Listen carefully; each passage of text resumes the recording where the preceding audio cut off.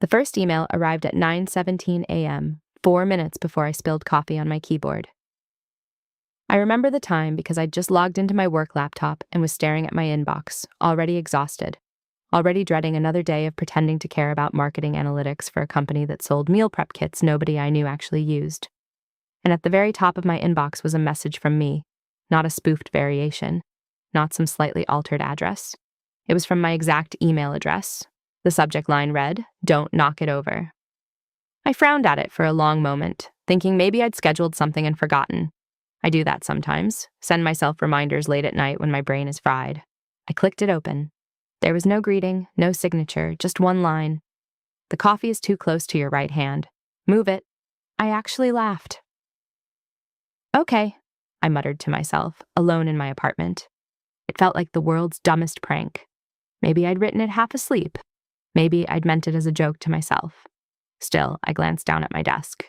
My coffee mug sat near the edge, close to my mouse hand. I rolled my eyes and nudged it farther away. Then I checked the timestamp. Sent, 9:16 a.m. That was impossible. I'd been in the shower at 9:16. My phone was on the bathroom counter. My laptop was still closed on the desk. I checked the sent folder. Nothing. No trace of it. I stared at the message again. Sent from my address. To my address. Timestamped 1 minute earlier. A glitch, I told myself. Some weird server loop. Outlook had been acting up lately. I took a sip of coffee and went back to work. At 9:21 a.m., I reached for my phone as it buzzed with a Slack notification. My elbow caught the edge of the mug. If I hadn't moved it earlier, it would have dumped directly onto my keyboard. Instead, it only sloshed against the inside of the cup. I froze, staring at it. My stomach did a slow, unpleasant flip. I opened the email again. "The coffee is too close to your right hand. Move it." The air in my apartment felt heavier somehow, like it had thickened. I told myself coincidences happen all the time. My brain probably noticed the precarious position subconsciously. I'd written the email. I just didn't remember. That explanation was flimsy, but it was better than the alternative. The second email came 2 hours later. Subject, "Don't answer." I saw it the moment it hit my inbox. Sent, 11:43 a.m. It was 11:41. I felt my throat tighten. 2 minutes in the future. I didn't open it right away. I just stared at the subject line, my reflection faint in the dark laptop screen. Don't answer what? As if on cue, my phone began to ring. Unknown number. The sound was louder than usual in the quiet apartment. Phone vibrating against wood. My heart started beating faster. Heartbeats accelerating. The email sat there, unopened. Don't answer. The phone kept ringing. It could be a client or spam or a wrong number or... I let it go to voicemail. The ringing stopped. Sudden silence. I realized I was holding my breath. Slowly, I clicked open the email.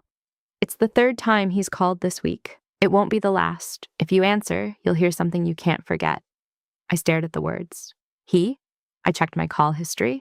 The same unknown number had called twice earlier that week, both times during work hours. Both times I'd ignored it. My mouth went dry.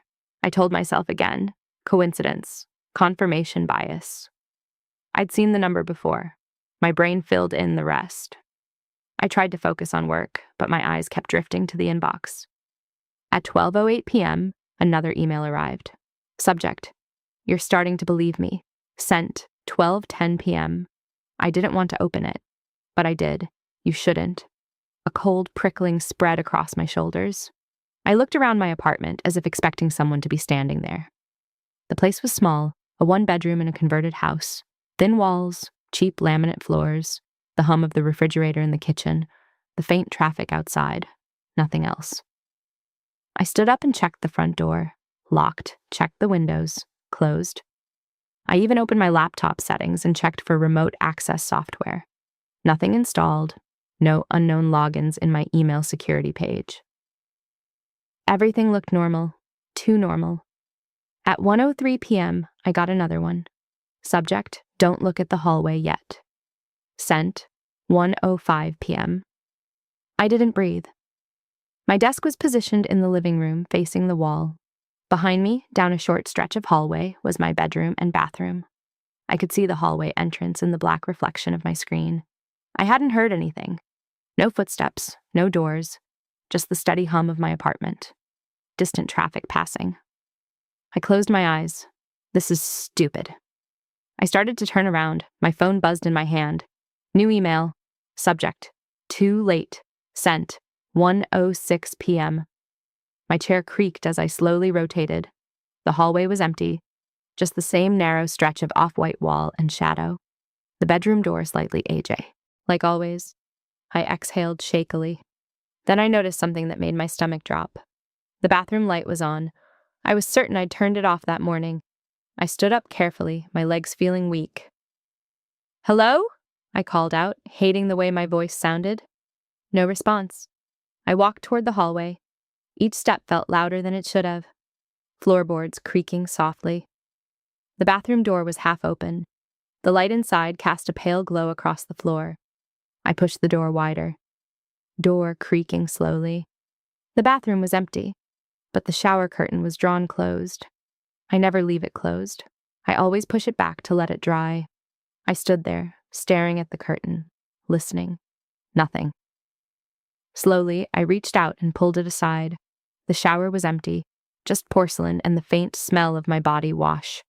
I felt stupid again. Ridiculous. Maybe I had left the light on. Maybe I'd closed the curtain without thinking. I went back to my desk, trying to steady my breathing. Another email waited. Subject, you checked. Good. Sent 1:12 p.m. I wanted to throw my laptop across the room. Instead, I typed a reply. Who is this? The message sent successfully. I watched my sent folder. It appeared there, normal. A few seconds later, a new email came in. Subject, you already know. Sent 1:14 p.m. My reply sat in my sent folder. This one did not. Just like the others, it existed only in my inbox. My hands were trembling now. If this is some kind of prank, it's not funny. I hit send. No response. 5 minutes passed. 10. I almost started convincing myself it was over when the next one arrived. Subject, you won't like the answer. Sent, 1:29 p.m. I opened it immediately. I'm not someone else. I'm you, not a copy, not a hacker, not a ghost. Just you, later. I laughed again, but it came out thin and strained. No, I whispered. You think this is impossible. You thought that about the coffee, and the call, and the bathroom light. My chest felt tight. How far later? I typed. The response came faster this time. Subject, close. Sent, 1:32 p.m. Close enough to remember how this feels. The disbelief. The way your apartment sounds right now. The fridge humming. The neighbor upstairs dragging something across the floor. Right then, from above me, came the scraping sound of something heavy being moved. Furniture scraping overhead. My vision blurred for a second. Stop! I typed. If you're me, prove it. The reply was instant. Your left knee still aches when it rains. You never told anyone that. You deleted the voicemail from Dad without listening to all of it. You regret that. You still have the shoebox in the back of your closet. I couldn't breathe. The shoebox. There was no way anyone could know about that. I'd never told anyone. Not friends. Not family. Not even my ex. I pushed back from my desk and walked to the bedroom. The closet door slid open with a soft rattle. Closet door sliding. In the far corner, behind a stack of old sweaters, was the shoebox. I pulled it out. Inside were photographs. Old printed ones. From before everything went wrong. From before my sister stopped talking to me. I sank down onto the edge of the bed, staring at them. My laptop chimed again from the other room. I didn't want to look, but I did. Subject, I told you you wouldn't like it. Sent, 1:40 p.m. This is where it starts to change. My fingers hovered over the keyboard. Change what? The response took longer this time.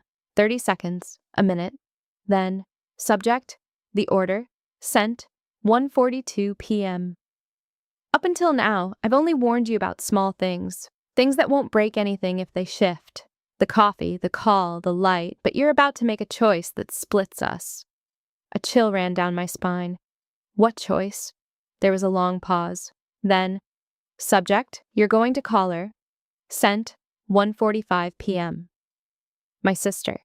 I hadn't spoken to her in over a year. I'd been thinking about it all morning. The idea had been nagging at me. Maybe that's why the shoebox was in my head. If you call her, you won't be me anymore. My stomach twisted. What does that mean? It means I only exist because you didn't. The room felt suddenly smaller. Didn't what? Didn't fix it. My hands were ice cold. What happens if I call her? The reply came slower now, like each word cost something. Subject, you disappear. Sent, 1:49 p.m. A wave of dizziness hit me. Disappear! That doesn't make sense. It doesn't have to. It just has to be true. I stared at the phone on my desk. My sister's number was still saved. I hadn't deleted it. I'd hovered over it 100 times in the past year, never pressing call. Now my pulse pounded in my ears, heartbeats accelerating. Why are you warning me? I typed, a long pause. Then, because I remember what it felt like to think I still had a chance. I swallowed. Are you unhappy? Finally? You don't want my version. Trust me. A faint sound drifted from the hallway. Soft, distant footsteps. I froze. Hello? I called again. Silence. Another email. Subject. It's starting.